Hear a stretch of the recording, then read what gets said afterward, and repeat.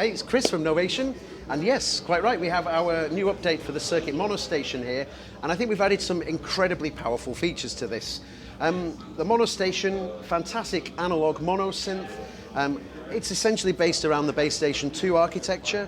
The difference being, of course, the Base Station 2 has keys, this has a sequencer. In fact, it's the sequencer that we developed for Circuit, hence the Circuit Mono Station. So wonderful sounding device. Lots of tasty things that we can do with it, including automation, and we can kind of create our own kind of automation. On any of the pots here, we can store all of these values to the steps. And we can, using the automation, you can kind of create sort of drum patterns and this sort of thing. But we got to thinking, well, it wouldn't be nice if we could kind of build the presets and actually use those presets as the foundation for the sequence. And so what we've done is actually created a thing called Patch Flip. And on Patch Flip, I can basically go to my patches page here, and I can audition the sounds. So I would get a kick drum, kind of a hi-hat, snare. And so what I can do now is if I hit record, I just kind of put those notes in. Now I'm getting those notes played through the sequencer. So we've added the ability to allow you to change the patch per step. Now, by very quickly tapping in those notes, I've kind of selected the presets that I want, but if I go to my oscillator page now here, I can audition these sounds, and by using the duplicate function, I can kind of put these sounds wherever I want them now. So we'll duplicate that there, and we'll duplicate that there, we'll clear that one, duplicate that there, and there. So now we've got a nice analog drum machine there, and rather than using the automation to create this, we're actually using these preset sounds. Of course, I can add to this as well. So if I go to my patches page, hit record, and then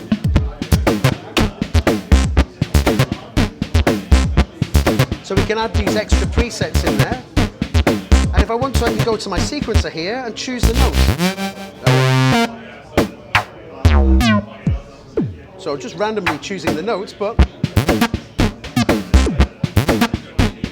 so we've got all of this wonderful sort of analog synthesizer stuff going on, but actually connected directly to the sequencer. So the patch flip really opens up the possibilities of what you can do with this little box. Actually make some really very fascinating and interesting music using the Synth Engine.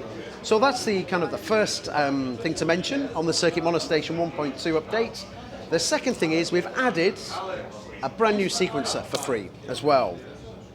On the Circuit Mono Station we have connectivity, and we've got this connected up to a little modular here, and we've got CV gate, and we've also got our auxiliary CV for a bit of extra CV control.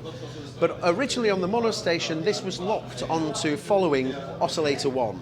So if I wanted to control any modular gear, this would be directly following what was happening on the oscillator 1 sequence.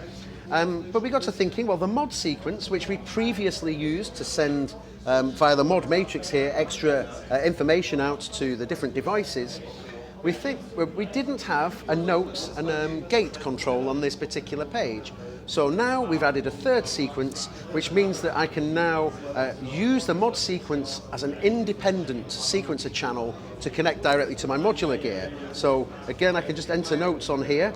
We can't hear them because my little no coast is turned down, I believe, but let's see. I also need to switch to the mod sequence. And actually, this is quite a nice feature as well. Pressing Shift and Sessions, I'm now presented with 3 little switches. We can see that the modular is still connected here to OSC1, but if I move here to the mod sequencer now, I've basically changed where the CV and gate is going to come from, and now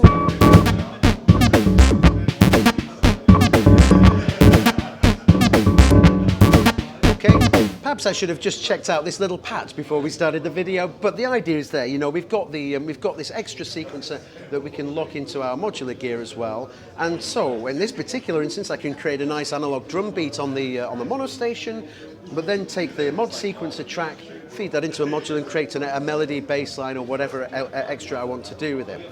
So that's the kind of the two big features, if you like, on the Mono Station. There's a couple of little tweaks that we've added to the Synth Engine as well.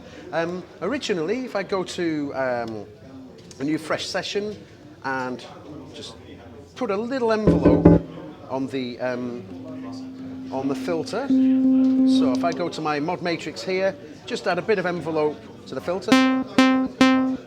Okay, so we're triggering the envelope, but if I try and re-trigger that, it wasn't going to do that because it was legato. It was always set to have a legato feature there. But now, if you press Shift and the pulse width modulation button, we've now got a re-trigger.